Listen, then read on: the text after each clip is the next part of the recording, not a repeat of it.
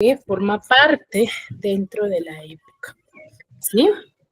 Ahora, dentro del clasicismo, sí, va a aparecer lo que es la corriente literaria, la literatura griega, ¿ya? La literatura griega. La literatura griega forma parte del clasicismo, ya forma parte de ello. Entonces, ¿qué quiere decir? Que va a compartir las mismas características de la época, ¿ya?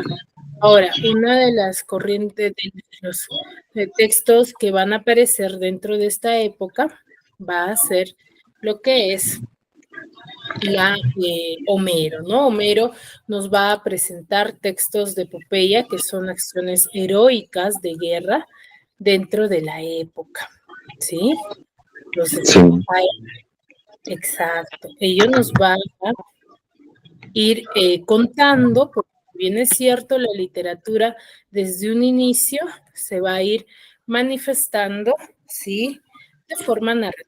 Pero ¿qué van a dar a conocer? Van a dar a conocer sus hechos históricos. ¿Y qué era parte de la historia de esta época? Lo que es la guerra. ¿Ya? El aspecto de guerras, de enfrentamientos, era algo cotidiano durante esta época, ¿no? Entonces, Homero, la Odisea, la Ilíada, son textos epopeicos que va a trascender a nivel mundial, ¿ya? Ahora, dentro de ello también es como se inicia la narrativa, ¿no? La narrativa no se inicia contando hechos fantasiosos o historias cotidianas, sino hechos de guerra, ¿no? Entonces, lo mismo va a suceder con el teatro. El teatro es una de las corrientes literarias también que forma parte de Grecia, ¿no? De los griegos, donde nos da a conocer su iniciación. Si bien es cierto, por ejemplo, dentro de la narrativa del teatro, por ejemplo, nosotros vamos a ver su inicio, cómo es que ellos se forjaron, cómo es que ellos fueron formando lo que ahora nosotros conocemos como teatro, ¿no? Entonces, en la actualidad nosotros, por ejemplo, tenemos escenificaciones de historias. Entonces, esas escenificaciones que se van a ir manifestando, ¿sí? Va a ser a través del tiempo, ¿no? Entonces, pero que se han ido perfeccionando, han ido, se puede decir, mejorando, ¿no? Entonces, por ejemplo, el teatro, el inicio también, si bien es cierto, en la literatura y la narrativa se formaron a través de actos heroicos en lo que es, sí, el teatro también va a manifestar, pero ya no actos heroicos, sino con alabanzas, ¿no? En honor al dios Dionisio, ¿no? Que es lo que nosotros veíamos la clase pasada, ¿no? Cómo es que a través del tiempo, sí, estas costumbres, por ejemplo, que en un inicio se formó y se le denominó parte del teatro, forma también en la actualidad, ¿no? Pero ya no es considerado teatro, ¿no? Sino fiesta costumbrista, ¿no? Como bien decía, ¿no? Entonces, en un inicio, el teatro griego se fue formando, sí, por medio de alabanzas, escenificaciones, cánticos en honor a un dios, ¿no? En honor al dios Dionisio, con el fin y con el objetivo de poder obtener beneficios en su cosecha y buen fruto, ¿no? Entonces ese era el objetivo principal, ¿no?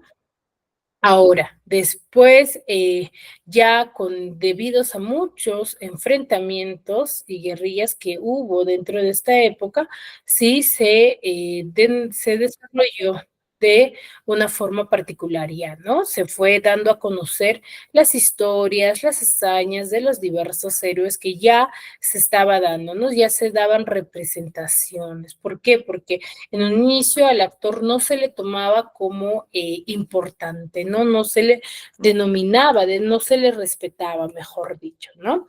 Ya con el pasar del tiempo se fue perfeccionando esta costumbre, ¿no? Ellos iniciaron, por ejemplo, con sus vestimentas de túnicas, coturnos, máscaras, que ayudaban, por ejemplo, a enfatizar su voz. ¿Por qué? Porque ellos escenificaban estas alabanzas en el teatrón, ¿no? En que era un espacio abierto en el cual tenían que enfatizar mucho la voz. ¿Y cuál les ayudaba a ello? Las máscaras, ¿no? Muy bien, ¿sí? Entonces, dicho ello, el día de hoy vamos a hablar de una corriente más.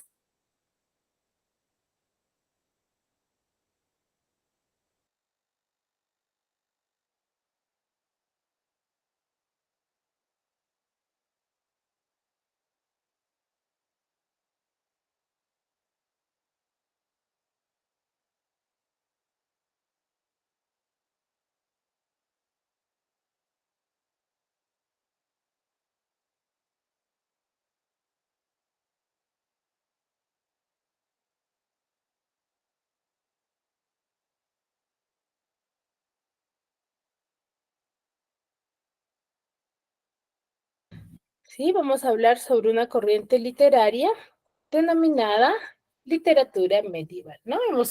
Hemos empezado desarrollando lo que es el inicio de la narrativa, inicio del teatro, de cómo ellos se han ido perfeccionando, ¿no?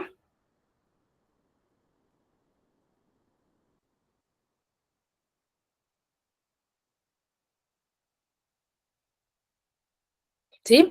Ahora, la literatura medieval, ¿sí? Se va a ser escrito, como su nombre mismo nos lo indica, durante la Edad Media, ¿no? Desde que, recuerden que nosotros para enfatizar una corriente literaria, lo primero que hacemos es contextualizarnos en el aspecto, sí, se podría decir histórico, ¿no? ¿Por qué? Porque marca mucho lo que es la época, ¿no? Los aspectos históricos, los que van a ir resaltando a través del tiempo.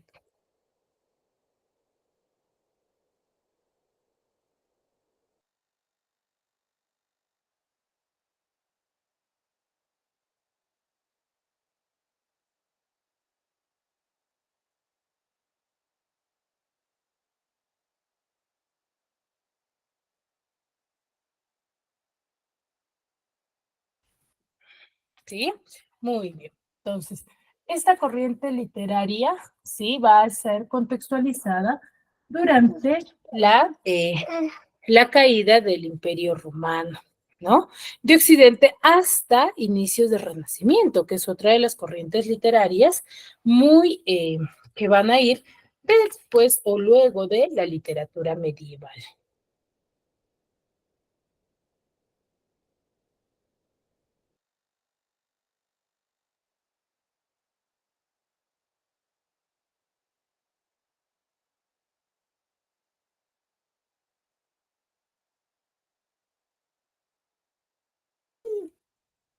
¿Sí? Muy bien. Ahora, este texto, o mejor dicho, esta corriente literaria, ¿sí? Va a estar sujeto, ¿sí? Va a estar sujeto a escritos tanto religiosos como trabajos seglares. Ahora, ustedes se preguntarán, ¿qué será un trabajo seglar? A ver, alguien quizás ha escuchado referente a este género.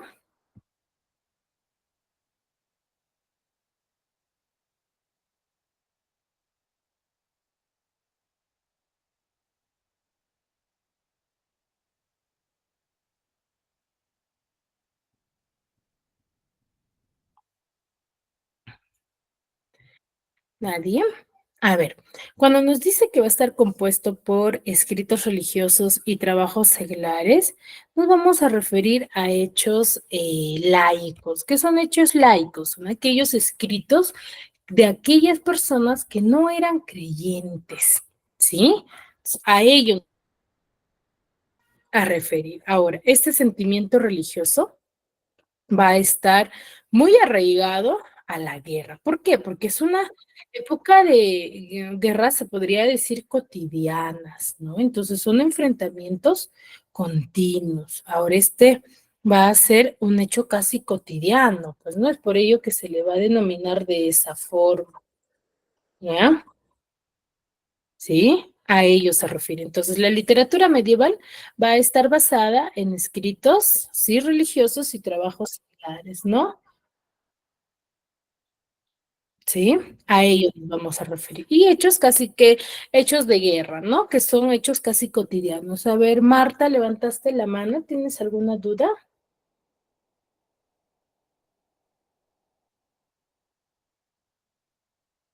No, Miss, no.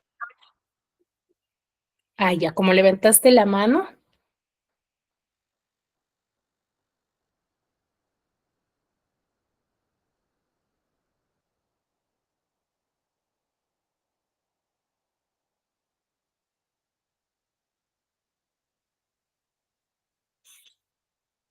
muy bien. Entonces, seguimos, ¿sí?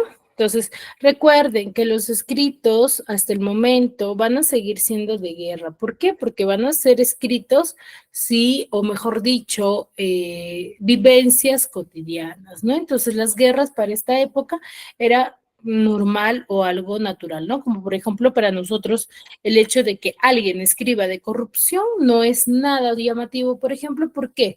Porque ya es un hecho que nosotros conocemos, ¿no? Es un hecho que nosotros podemos observar día a día, entonces ya no es nada nuevo, ¿no? Entonces a ello se refiere, ¿sí?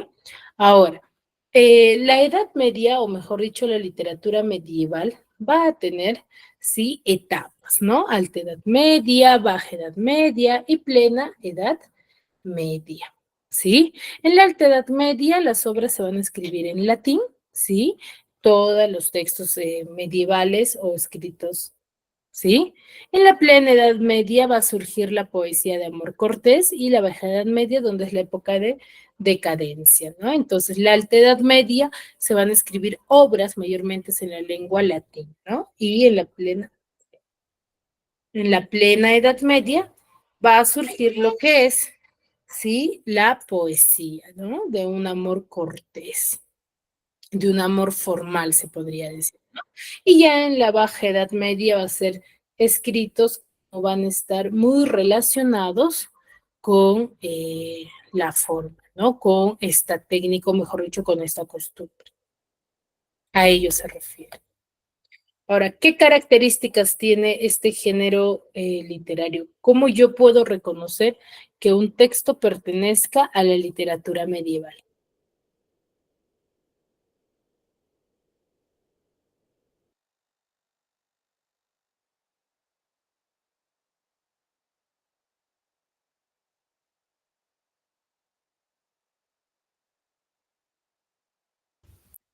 Buenas tardes, Ulises. ¿Qué será lo fundamental? ¿Cómo yo contextualizo, chicos?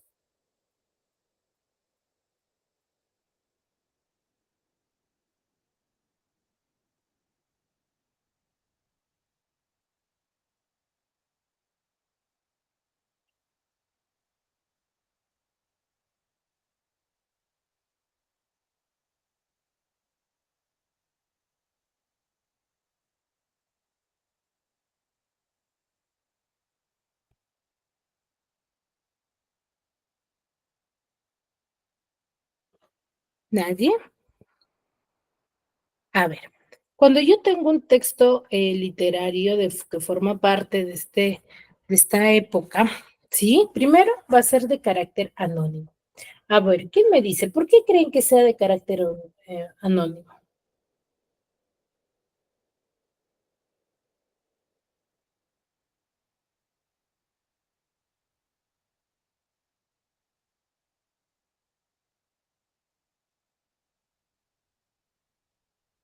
A ver, esta característica vienen dándose desde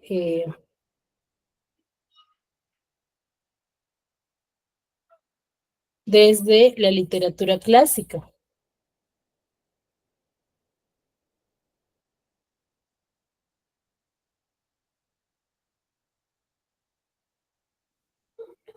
Buenas tardes, Miss. En la literatura clásica era anónimo porque era hablado, pues era con poesía, pero aquí es escrito en latín. Me imagino que era que no colocaban su firma los escritores.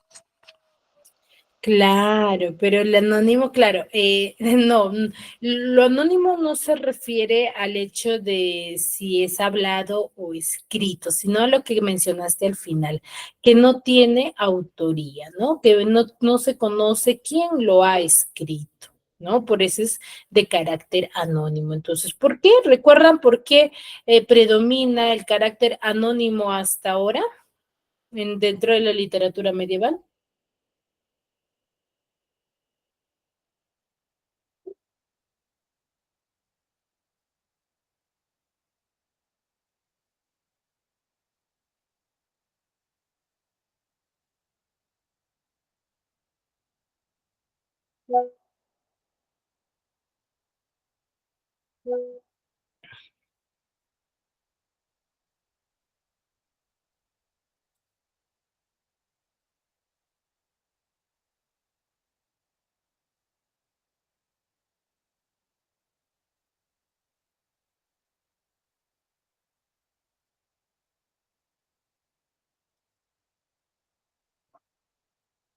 Nadie.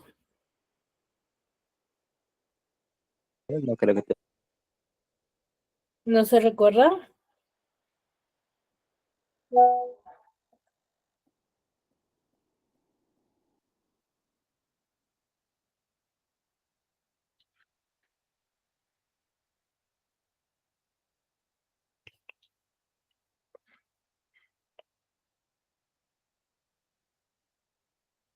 A ver, predomina, ¿sí? El carácter anónimo y la oralidad. ¿Por qué? Porque durante mucho tiempo, ¿sí? La actitud, o mejor dicho, la difusión de los textos literarios va a estar sujeta a los aedos y rapsodas. ¿Recuerdan quiénes eran los aedos y rapsodas? ¿O a quiénes nos referimos cuando hablamos de aedos y rapsodas?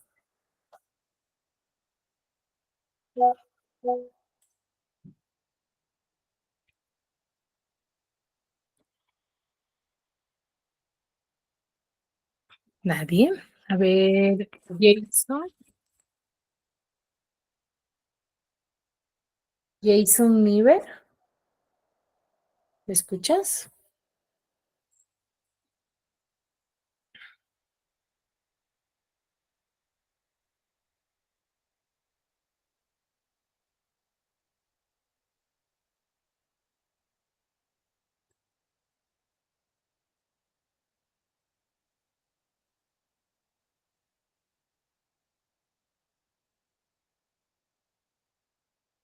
A ver, Stephanie. Stephanie, ¿me escuchas?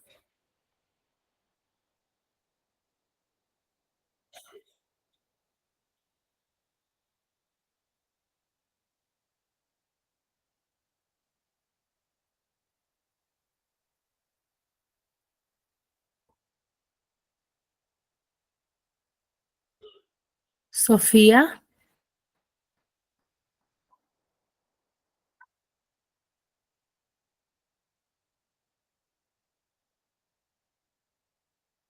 A ver, Marianela, ¿puedes activar tu audio?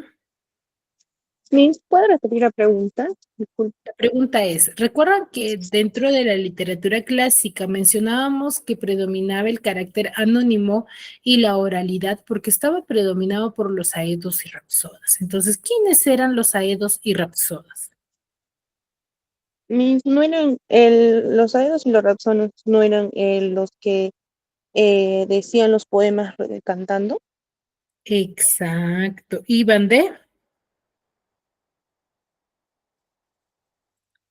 Los aedos y Ya. rapsodas eran los que cantaban, claro, pero iban de pueblo en pueblo contando las hazañas de los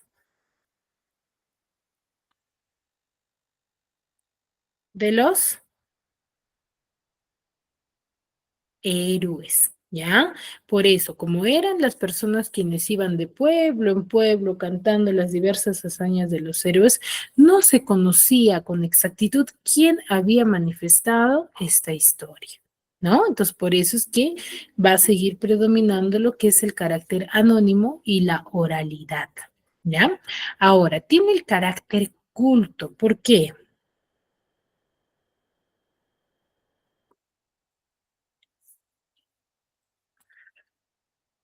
¿Por qué, chicos?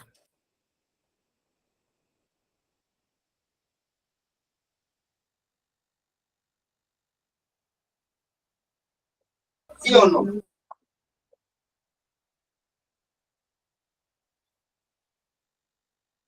Ujú.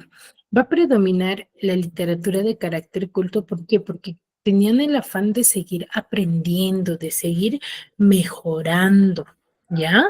Y sus obras mayormente van a estar escritas en verso, ¿ya? En verso como poemas.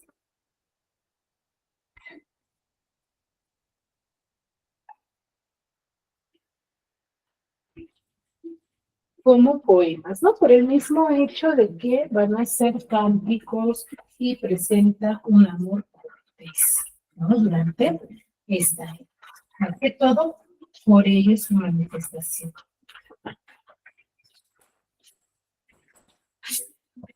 ¿Sí? Esa va a ser el desarrollo de la historia de la literatura medieval. ¿Sí? Ahora, ¿qué otra característica podemos nosotros quizás determinar o hacerla fundamental dentro de esta corriente literaria? Es que es didáctica y moralizante, ¿no? Bastante moral prácticamente. ¿Por qué? Porque va a estar arraigado a las costumbres, sí, de la época, ¿ya? Por eso es bastante, sí, bastante moralizante e imitación, ¿no? Porque va a tener algunas características aún de la literatura clásica griega, ¿no? Escritos religiosos y escritos laicos, ¿no? Como bien les decía hace un momento, va a haber escritos basados en la literatura, ¿sí? De creyentes, ¿no? Que formaban parte de las historias los dioses, ¿no? Y los escritos laicos de los no creyentes, ¿no? Los que no actuaban, o mejor dicho, los que no creían en divinidades, ¿no? Esa va a ser la característica, ¿sí? Entonces, recuerda, una literatura medieval va a predominar lo que es el carácter anónimo, oralidad, y tiene una literatura escrita en verso con temática culta, ¿ya? Son las características fundamentales de esta corriente literaria. Bien, ahora, dentro de sus representantes vamos a tener a muchos. Recuerden que cada corriente literaria, por ejemplo, en la literatura clásica teníamos vertientes, ¿no? Vertiente oriental, vertiente occidental, donde en cada una de las vertientes se daban a conocer los diferentes textos, ¿no? Pero cada uno con la misma temática, ¿ya? Cada uno va a tener el mismo proceso, la misma temática de historia, ¿no? La diferencia va a ser solamente, ¿sí? La diferencia va a ser que en un país más que en otro va a tener mayor resalto, ¿no? Que va a sobresalir. ¿Sí? Entonces en Francia, por ejemplo, tenemos a la canción de Rolando, que es anónima. En Alemania vamos a tener a la canción de los Nibelungos, que también es anónima. En Inglaterra, los cuentos de Canterbury, de Geoffrey Chaucer. En Italia, Dante Alighieri, con Boccaccio, Petrarca. En España, el Cantar del Mío Cid, que es anónima, y la Celestina de Fernández de Rojas, ¿no?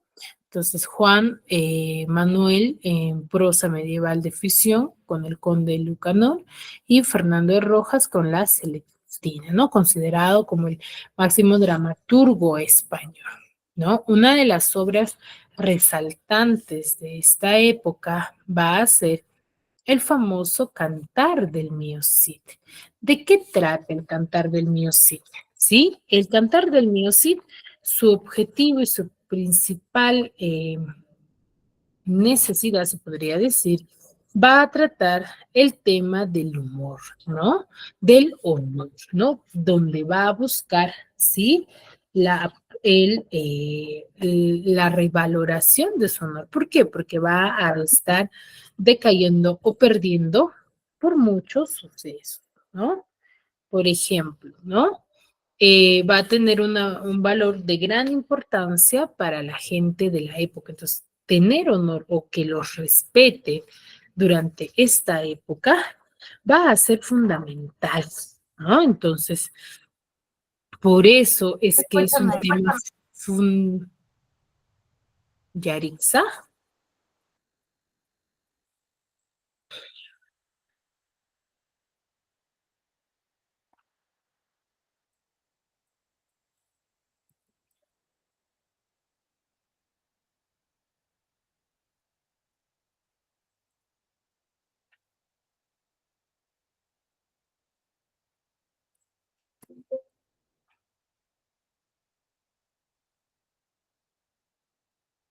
Bueno, parece que se le activó su audio nada más.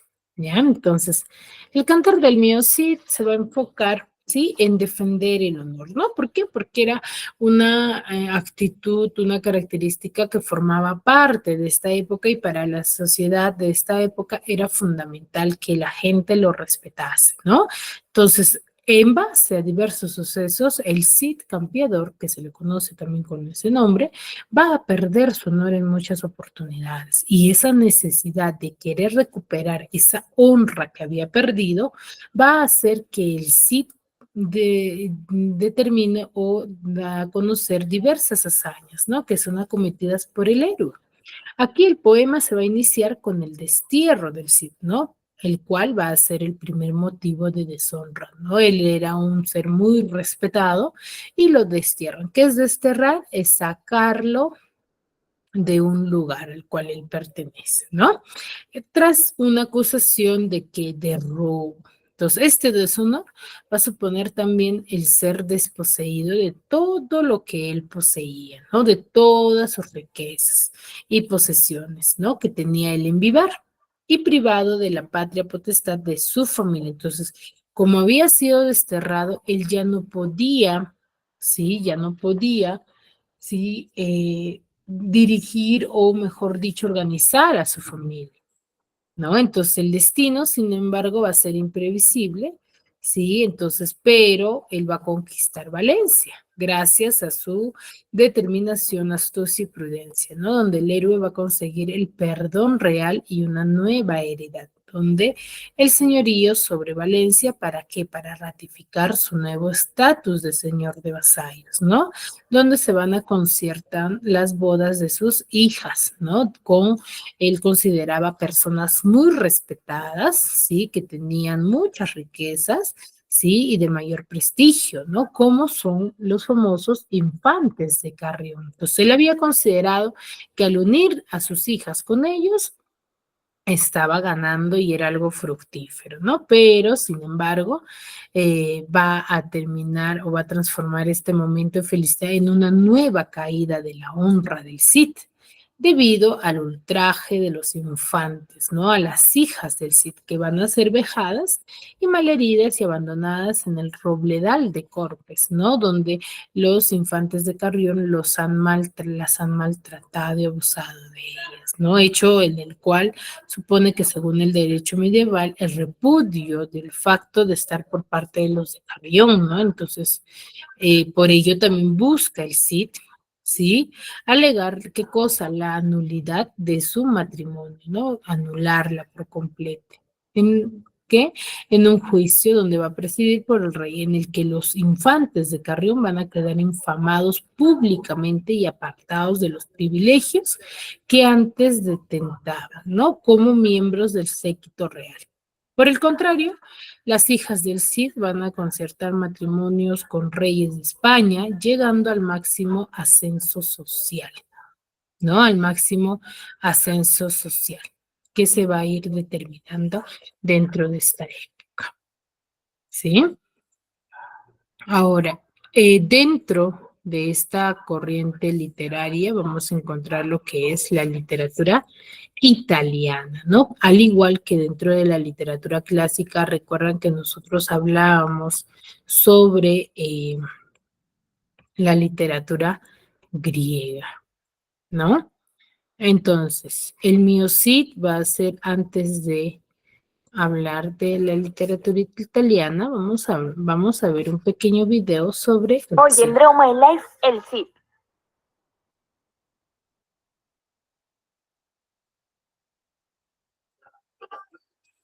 Cierra los ojos.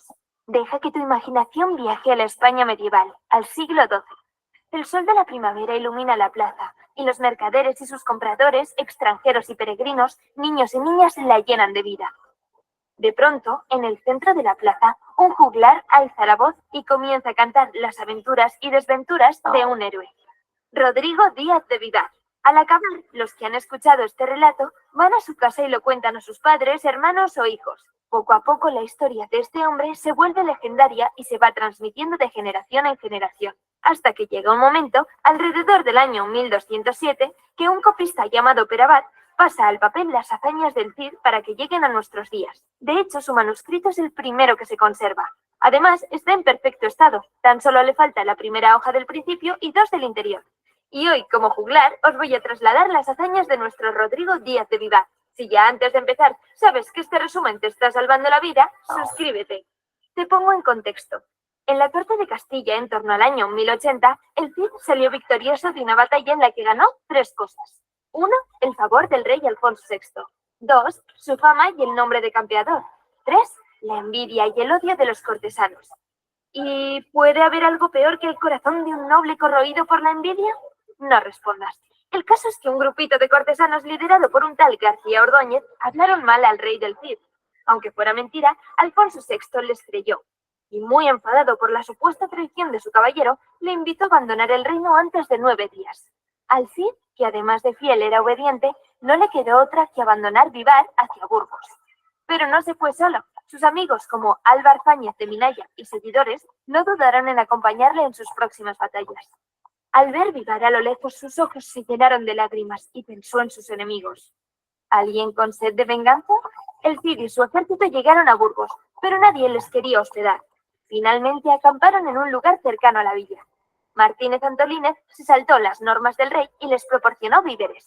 También ayudó al Cid a urdir un plan para conseguir algo de dinero. Construyeron 2 arcas y las llenaron de arena. Después pidieron a los judíos Raquel y Vivas que se las guardaran durante un año. Ellos pensaban que rebosaban oro y que a cambio le prestaran dinero. Así, con 600 marcos, el Cid abandonó Burgos. Antes de que acabara el plazo de los 9 días, el Cid fue a despedirse de su esposa Jimena y sus 2 hijas, Sol y Elvira, que se encontraban en el monasterio de Cardeñas. El Cid lloró al despedirse, pero les prometió regresar y casarlas honradamente. Finalmente, un día antes de que su plazo acabara, el Cid emprendió la marcha, junto con un centenar de castellanos. Contó hasta 300 lanzas. Acampaban durante el día y cabalgaban por la noche para no ser vistos. En pocos días ocuparon Ita, Guadalajara y Alcalá. Realizaron una emboscada en Castejón, pero para no empeorar su relación con el rey, decidió no derribar su castillo y devolver la ciudad a los moros. Marchó hacia Zaragoza, dependiente del rey moro de Valencia, y sembró el pánico en Alcocer. El rey Tamín de Valencia mandó refuerzos, pero no les sirvió de mucho, ya que fueron cercados y estuvieron sin agua durante 3 días. Finalmente, tras una batalla, los del Cid salieron victoriosos. El botín fue inmenso, por lo que el Cid, con su parte, le hizo un regalo al rey Alfonso. ¡Ay, pico y pala! Otra parte del botín la destinó a la Virgen de Burgos y a su mujer e hijas. Después, el Cid se asentó cerquita de sus territorios conquistados y a sus ciudadanos les obligó a pagar tributo. El Cid continuó con su conquista y pidiendo tributos en las ciudades por las que pasaba. Al conde de Barcelona no le sentó muy bien que este guerrero se aprovechara de sus tierras, por lo que decidió enfrentarlo. El Cid, cansado de tanta batallita, le mandó una carta para intentar apaciguarlo, pero no hubo suerte. Peor para el conde, ya que tras su evidente derrota acabó siendo prisionero. Además, aquí el Cid se hizo con su espada colada. Ya sabes que todo héroe necesita de una gran espada. Las conquistas del Cid no pararon. Burriana y Murviedro cayeron. Los campos se llenaron de flechas, espadas, cuerpos y sangre, mientras en Valencia temblaban viéndolo llegar. La fama del Cid campeador arrasaba Cullera, Játiva, Denia y Benicadel. Tras 10 meses de asedio a la ciudad de Valencia, los moros se rindieron abriendo las puertas al Cid, quien subió a lo alto del alcázar y ondeó su enseña. En poco más de 3 años había conquistado toda la región de Valencia. Tras alguna que otra batalla más, el Cid contaba con 3.600 siervos. Y con esta posición clara de ventaja, pidió al rey Alfonso sacar a su esposa e hijas de Castilla, por supuesto a cambio de riquezas. El rey, gratamente sorprendido por las hazañas del Cid, concedió su petición. ¿Qué pasa? Que los envidiosos seguían vivos. A García Ordóñez, el del principio, no le gustó ver que el Cid estaba recuperando el favor del rey. A su vez, en la corte del rey estaban los infantes de Carrión, quienes deseaban casarse con las hijas del Cid. No eran tontos ni nada. Doña Jimena, Sol y Elvira llegaron a Valencia, donde la recibió el Cid a lomos de babieca, espada y caballo. ¿Qué más necesita nuestro héroe? De hecho, otra espada, la tizona, que ganó en una batalla posterior. Pero la alegría del reencuentro duró poco, ya que el rey de Marruecos había enviado soldados para sacarlos de Valencia. Y nuevamente una gran batalla. 4.000 cristianos y 50.000 moros. Y para variar, una gran victoria del Cid, quien mandó todo el alijo de los moros al rey Alfonso. Este contento, para menos, perdonó al Cid. En Castilla, los infantes de Carrión, junto con el malvado conde García Ordóñez, pidieron al rey que intercediera por ellos para poder casarse con las hijas del Cid. El rey aceptó a regañadientes y comunicó su deseo al campeador. Este accedió a cumplir la voluntad de su monarca. No quería tener más problemas. El Cid y el rey VI se reencontraron después de tantos años a orillas del Tajo. Al verse, el Cid lloró emocionado, como si se reencontrara con su viejo amor. El rey le perdonó. Después, los infantes de Carrión pidieron oficialmente la mano de las hijas. Las bodas se celebraron en Valencia y duraron 15 días. Te puedes imaginar, todo el mundo estaba muy feliz y contento. A partir de ese día, los infantes y las hijas vivieron en Valencia durante los 2 años siguientes. Durante estos 2 años, los infantes tenían claro que no eran la clase de hombre que una querría tener. No se llevaban muy bien con las personas de la corte y eran el blanco de todas las burlas. Les aterrorizaba luchar. Solo les preocupaban las riquezas que salían de las batallas. A su vez, no podían soportar que se hablaran de ellos. Cansados de ser el hazmerreír de Valencia, decidieron regresar a Carrión y llevarse a sus esposos y a Juan. Así, cuando llegaron al poblado de Corpus, ordenaron al resto de la comitiva que se adelantara, puesto que querían pasar tiempo con sus esposas. Sin embargo, una vez solas, las ultrajaron y apalearon y las dejaron ahí tiradas. Este violento episodio pasó a conocerse como la afrenta de Corpes. Los infantes huyeron como buenos cobardes. Las hijas fueron rescatadas en unas condiciones terribles, desnudas y deshidratadas. Los mensajeros hicieron su trabajo y cuando se tiró de la afrenta, mandó 200 hombres para buscar a sus hijas. Al reencontrarse con su padre, este les prometió que iba a restaurar su honra. Así, mandó un mensaje al rey Alfonso pidiendo justicia. Naturalmente, el rey convocó las cortes en las que debían comparecer los infantes. Estos acudieron a regañadientes, pero con el mismo nivel de arrogancia. El debate que tuvo lugar ahí fue como un partido de tenis. Finalmente, devolvieron las espadas del Cid y el ajuar de las hijas.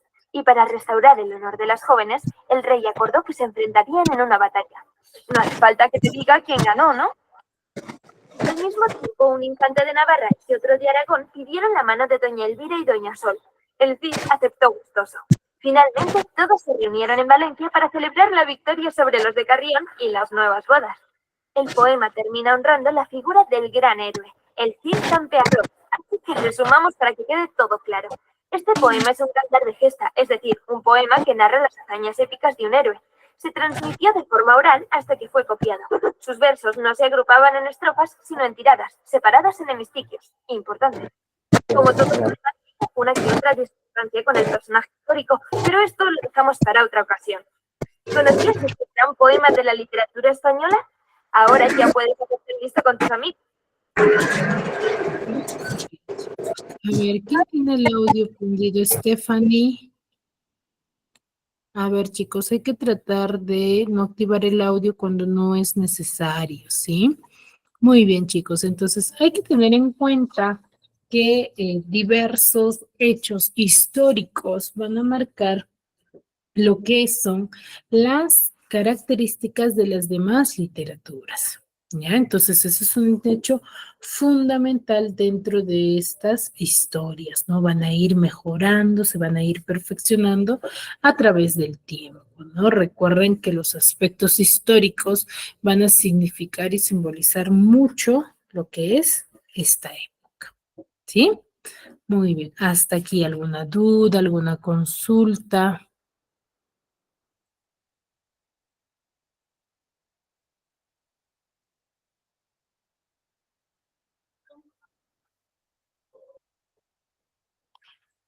Referente al tema, chicos.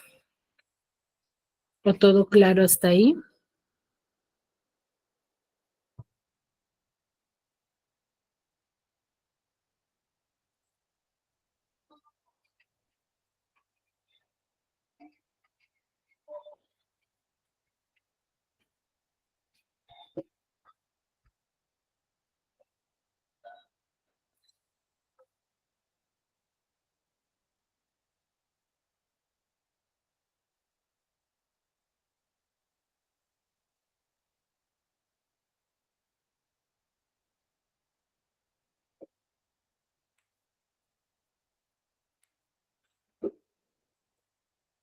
Marianela.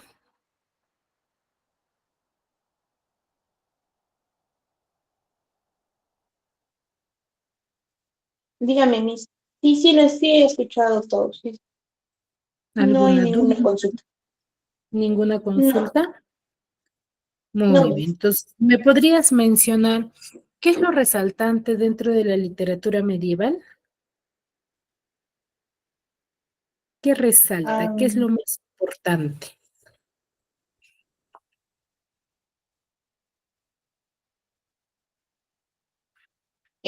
Las características de la literatura. am, Ya. ¿Qué característica, por ejemplo? am, ¿Qué característica resalta más de la literatura medieval? eran, eh, ay, ahí lo tenía acá, me olvidé.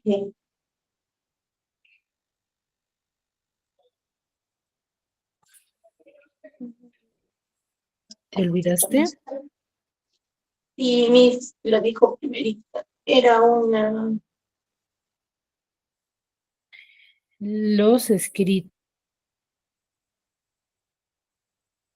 de no sé, se- los escritos laicos y los escritos religiosos.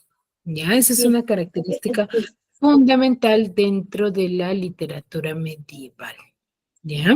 Ujú. Ahora, muy bien, Marianela. Ciexas cigüeñas,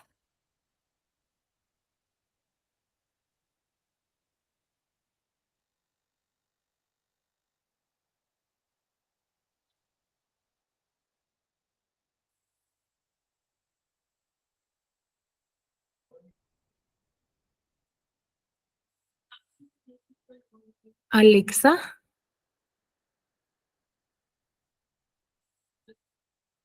¿me escuchas, Alexa?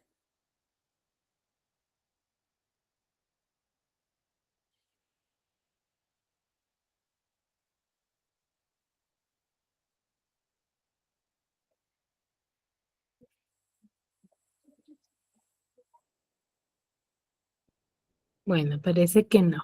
Entonces, recordemos, cuando hablamos de la literatura medieval, ¿sí? Nos vamos a basar mucho en sus características, ¿no? Dentro de sus características hemos visto que tiene un carácter culto, es anónimo y presenta una obra oral, ¿sí? Es eminentemente oral. ¿Por qué? Porque no se conoce con exactitud quiénes fueron sus manifestantes o a quién nos hemos quienes lo habrían escrito, ¿no? Y todo se difundía, ¿por qué? Porque no existía aquí todavía lo que es la famosa imprenta. Ya está escrito en verso, tiene cierta imitación con los escritos clásicos griegos y sus escritos religiosos y laicos, ¿no? Escritos que van a ser en base a divinidades y los que no creían, ¿no? Entonces va a tener para ambos grupos, ¿no? Entonces es fundamental cómo es que el proceso de esta forma de literatura tiene a través del tiempo, ¿no?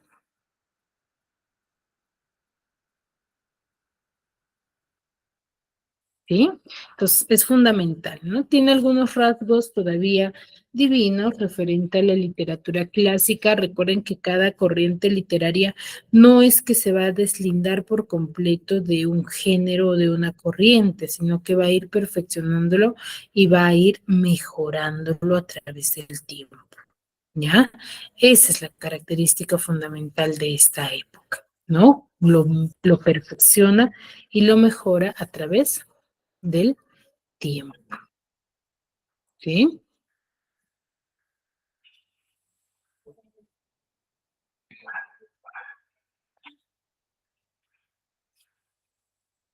¿Sí, chicos? ¿Ninguna duda, ninguna consulta?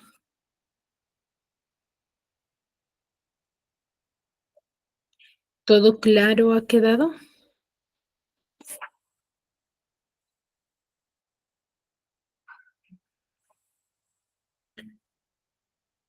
¿Sí? Recuerden que si tienen dudas la pueden hacer, chicos, no tengan miedo, ¿sí? No tengan miedo, que para eso son las sesiones, ¿no? Para que y nosotros los podemos absolver, ¿ya? Y puedan así de esa forma desarrollar su examen bimestral sin ninguna dificultad.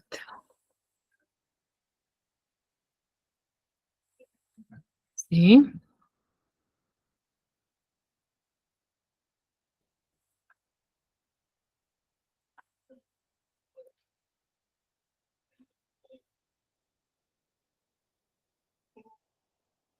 Muy bien, chicos. Entonces, si no hay dudas, no hay consultas, nos quedamos aquí y nos vemos la siguiente clase. Cuídense mucho.